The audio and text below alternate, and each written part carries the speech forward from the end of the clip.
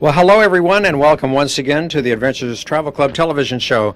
Betty, is it Christmas time here or what? Well, I'm just thinking, I'm looking at this and I'm thinking, are we in Las Vegas? Are we someplace in California or New York because of all the lights? No. Actually, we are in Beijing, China. And we have just been to a Chinese opera. And so we were on our way back to the hotel. But on our way back, we're going to pass some very interesting things. We'll pass by Tiananmen Square, and we'll pass on a couple of the main drags of our beautiful city here, and be able to see some of the new architecture. You know, throughout this whole series, I did take a lot of pictures of brand new buildings, because everywhere we went in China on this particular trip, we saw more and more buildings that were completed. This is an old tower. Of course, there are two of these, and this is right outside of Tiananmen Square, and very close to the Forbidden City. Isn't it beautiful at night, Betty? Oh, it is. It is. It's. Hey, obviously they don't have an electrical problem there. I don't think so. Well, you know, later on in this series, we're going to go down in the Three Gorges where they're building that huge dam for hydroelectric power, and they're going to run those lines all the way up to Beijing, they said. You know, that's going to be quite it's incredible. something. They have to do all these things. They are having the Olympics. I keep repeating that again and again, but my goodness, they are preparing. It's going to be fantastic. Well, you know, when you have 1.3 billion people in your country, yeah, you're really going to have to take care of them one way or the other. And of course, everybody now is used to electricity. And there's a lot of it right here at Tiananmen Square, as we can see. We were here during the daytime in the last episode that we had. But, you know, it was so smoggy and so polluted, you really didn't get a great view. But what is that? Excuse me, Marv. What is that big, tall building that looked like a... That's a monument to, and I believe that was a war memorial, or the Tomb of the Unknown Soldier, I believe. Okay. We just saw there, just briefly, the entrance to the Forbidden City, where you saw Chairman Mao's picture on the outside. But now we moved on down the road a bit, and this hotel that you can see on our left-hand side, our guide, Helen, was telling us that this is where they put most of the foreign dignitaries that come to visit China. And I would imagine now that that hotel is filled most of the time. Oh, I guess. You know, it's amazing because look at the cars that you see. Mm-hmm. Well, of course, in this part of the city, there was always traffic, but we're so used to bicycles as a way of traveling, and to see how the economy must have improved so much since we were here. Well, the prices have improved quite a bit too, Yes, didn't they have. They certainly have. The prices are so much higher when we go into China itself as compared to when we were in Hong Kong. Right. This is the railroad station, yeah. Something. Well, that's one of many railroad stations that are there. You couldn't really tell because that looks like it's a palace or something. Yeah, the way it's lit up. So elaborate. Well, I think I did want to show again some of these brand new buildings mixing with the old. Now this one I thought was really very cleverly designed and built. Architecturally, it's very different than what we've seen other places. It certainly is. Yeah, there's some really daring architecture you there. know, and that kind of destroys it for me. I like to think, because I'm dumb, I think about the angels and all that sort of stuff. But I like to think of China with their beautiful, beautiful buildings with the little corners, and I think you're probably going to be seeing less and less of those as time goes on. Yeah, well, we did see that along the way, that they are being replaced. That's right, and some of the older buildings being torn down. Well, on this trip now, we're going to head the next day to on up to the Great Wall of China. That's our hotel, by the way, right there in the blue on the left-hand side. And you can see we were in a very, very good location, and the hotel was absolutely excellent. In fact, Betty, I remember that when we walked in at night a couple of times in the hotel, that there was a piano player playing one evening, and then another evening we went inside, and there was a whole orchestra that was playing right there in the little entryway. Well, they treat you well. They do Really? treat you well, They and do. we always have such nice. Well, most always have really outstanding accommodations. I thought on this particular trip we did have. What I like so much is that you didn't even have to bring your own toothbrush or your slippers. They were provided for you at every hotel that we went to, and the toothpaste as well, and a comb, and all of the other amenities there. But normally, we for the marriage. We choose the best date for the wedding ceremony, and normally the best days is to follow the Chinese calendars. Yeah, so we will check the Chinese lunar year calendars, and to see which day is the red day and which day is not red day.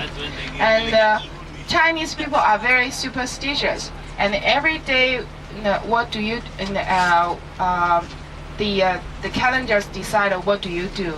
If it's right for you to get married or move your house, or even have a bath or have a barber. Is that like a horoscope? What you? A horoscope. Yeah. So we have to follow that. Otherwise, if you don't follow that, the future is not good for you. Yeah. So sometimes even between the couples, we have to try to find a good match. We have a 12 animal signs, and my animal sign is a pig. Me too. Hey, for the pigs. We're for the pigs. And pig is the lucky animal. Pig is a lucky animal. Yeah. And my fiance is a monkey. Oh, yeah. So pig and the monkey is a good match. It's a good match. Do you remember what you are? No, I know what I am, but I don't know what my sign is. No, Okay. and I know you are a pig. That's right. I'm a pig. This area right here is very interesting. We didn't have a chance to go into it. We just went by it. But this is the area that they're going to put part of the Olympic Village, from what I understand here. This was already sort of a outdoor museum. And this is a artist's rendition of what the Olympic Village will look like. It's going to be quite a feat to put this up, but I know that the Chinese can do it. They build things rather quickly. They don't have, they don't have to go through an environmental impact report. No, they certainly don't, and they do have the manpower in order That's to right, do it. yeah. But Marv, I noticed in one of our sojourns through here, they were still doing the roads the old-fashioned way. I mean, hand digging up and making the cement by hand, and Well, when you figure you have all of the, like you say, labor. you have that labor, and you want to make sure that as many of your people is working as possible. We are heading out of the city now. We're on the north end of it, and we're heading up to the Great Wall. But we're going to make a stop before we actually get up there. We're going to go to a little factory, I think, which is kind of interesting. But before that, let's listen to our guide once again. Tang Dynasty is the longest dynasty in Chinese history, and also is a golden age. And in this Tang Dynasty we say is a prosperous dynasty. And at that time, the trade was flourished with the foreign countries, and many foreign envoys come to China from Japan, from from Korea, even from the Arab. So many Chinese things were brought to the foreign countries. And so that's the Tang Dynasty. Tang Dynasty started from 618 to 907. That's the longest. After Tang Dynasty, the country was separate again. 5 dynasties and 10 kingdoms. And it's separated. And then after that is a Song Dynasty. And then after Song Dynasty is Yuan Dynasty. So from Yuan Dynasty, China was unified again.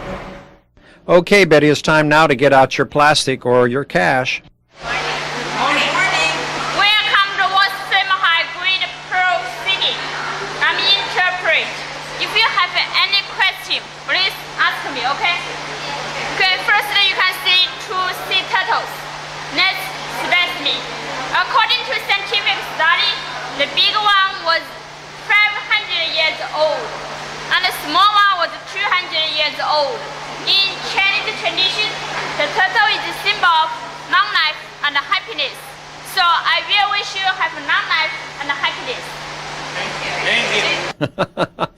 Oh boy, that turtle, 500 years old. I don't know what did they do? Ask it? I mean, I was What his curious. birthday was? it? I thought that, I was misunderstood. I thought she said 5,000 years. Oh, no, I don't think And so. I'm thinking, oh, man, Well, it is that's really petrified, old. so- This, I wanted to say diamond factory. No, it's pearls, right? Yeah. No, it looks like a fish factory Yeah, it right now. does, Are you doesn't it? sure we're in the right place? I'd never been to a pearl factory before that I can recall, but they had quite a display of fish out here too, and I don't. Maybe they were selling those as well. I'm not quite sure. Well, they're very beautiful. They Just are. really makes me think of Monsignor Balker because he has this little fish tank and he just loves to watch his fish go back and forth in It's the water. a very, Yes, very wonderful, relaxing. relaxing Mhm. thing to do. Now, these are catfish, but it doesn't look like any catfish that I've ever seen before. Anyway, we're going to listen now and find out how you open an oyster and what's inside. It's a Chinese freshwater oyster. This oyster just like a tree. Have a year. 1 month means 1 year. You see, 1, 2, 3, 4, 5. That's how 5 years old. 5 years old. Speaking of the pearl, maybe you know the sea pearl. Sea pearl. One sea oyster just can produce 1 pearl in 1 color. It just can make the ornament. But this freshwater oyster different from the sea oyster. This oyster can produce many pearls in different colors. It not only can be made into the ornament, but also can make the medicine and the cosmetic. Yeah, that's the difference. Afterward, I will be okay to show you, okay? Well, Betty, I don't know. I think that they're beautiful. And are you a pearl person? Yes, I like pearls. I have several strings of pearls, but I thought that Japan was more noted for their pearls than China, but I don't know much anyway. But I do have some pearls. Because pearls you wear any place, and you can feel dressed up. Yeah, I like When you them. wear your pearls, yeah. Well, they are very, very beautiful, and we're going to find out some more about them now. Oyster, you have an interesting game. Can you guess how many pearls inside? If your answer is close to it, I will give you the biggest one for souvenir. 8. 8, 7, 1, 15, 10, Very close. 1, more than 1, 4, 5.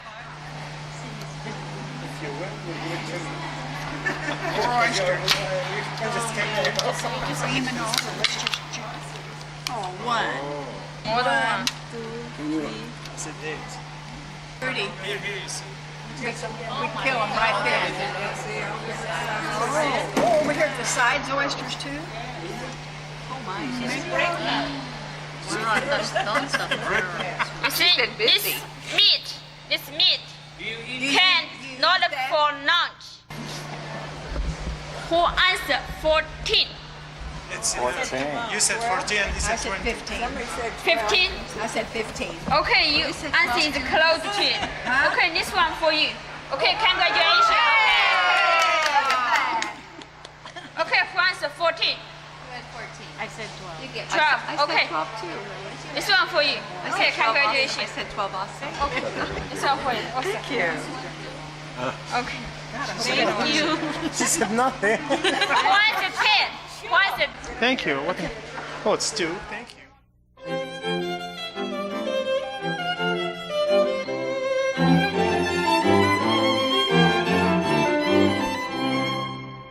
Okay, excuse me. Okay, I'll tell you how to distinguish the real pearl or imitation pearls. Yeah, you see, pick up the two pearls and rub it together. Rub it together. If you feel it just like our teeth. Yeah. That's real pearl. Real pearl. Smooth. Yeah, it's very smooth. Just like a glass ball. Very smooth. That's imitation pearl. I've heard of people rubbing them between their teeth before to find out whether they were real or not. But I don't know. Anyway, they certainly made an awful lot of things out of pearls here that you can see. Some of these decorations that they've done. So there must be a lot of pearls there. I guess that's a new one on me. My God, rubbing them together like rubbing your teeth together. Yeah. I when she says it, I stood there. I rub my teeth to see. Oh, do they feel? I don't want to rub any pearls against my and teeth. they're real. My What, teeth your- are oh, the real. teeth are real, So okay. yeah, I was using that as an example. I don't want to do that. Supposing I thought they were real and they weren't, and then I made a big dent in them. That wouldn't be a good idea. No. I don't know. I'd take the peeling off of them. No, it doesn't appeal to me. Doesn't at all. Well, this was quite a big complex, as we see here, and the area that we were just in is just one of several that were located right here. We didn't see this before when we went to the Great Wall. They didn't have it. Did they? No. I think they built a lot more things, and of course, capitalism has come to China in a big way. Oh man, has it ever!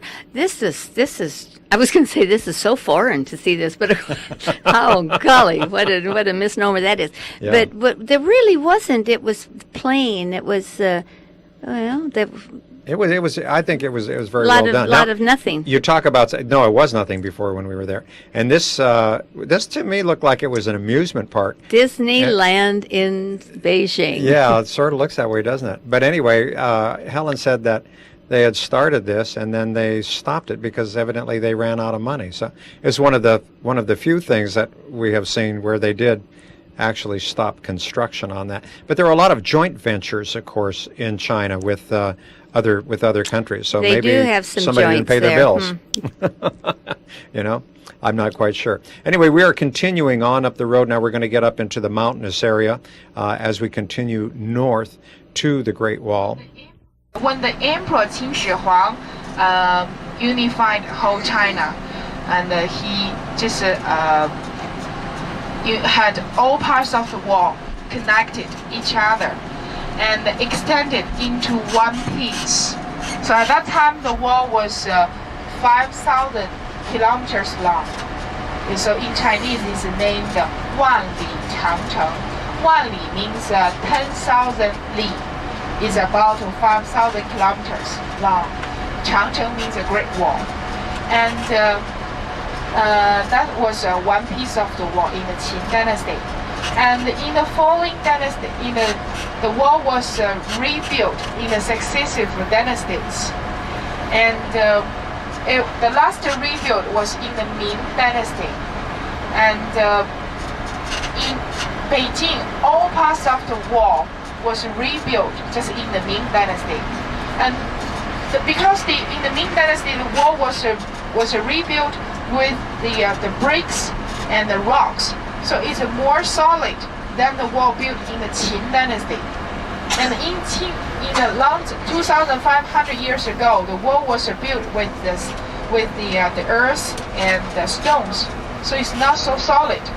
And built in the Ming dynasty, the wall was made of brick and the rocks. The joints between the two bricks is made of the glutinous rice, so it's very sticky. Now you can see the part of the wall on the mountain. And the pass, Junyun is a local name.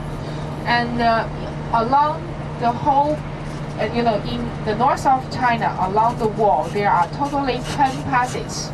And at the pass in the past time, there were an army quartering in this pass, and this is the main entrance and also the closest entrance to the city.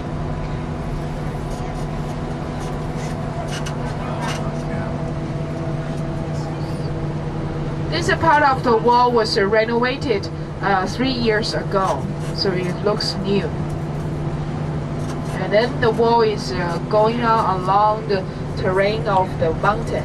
So some part is very steep, some part is gentle, relatively. And also the wall was built on the ridges of the mountain. So on the wall you can have a good commanding view. And at certain intervals there were several watchtowers. The distance between the watchtower is ranging from 300 meters to 500 meters, and this distance is decided by the arrows, by the shooting arrows. So when the enemy come, the soldiers can shoot arrow from both sides, from the two towers, so they can make a big crossfire. Betty, I want to ask you one $64 question. Okay. Why did they build a wall? Well, because they were being invaded all the time and they needed to have some form of defense. So the wall took care of the defense part of it.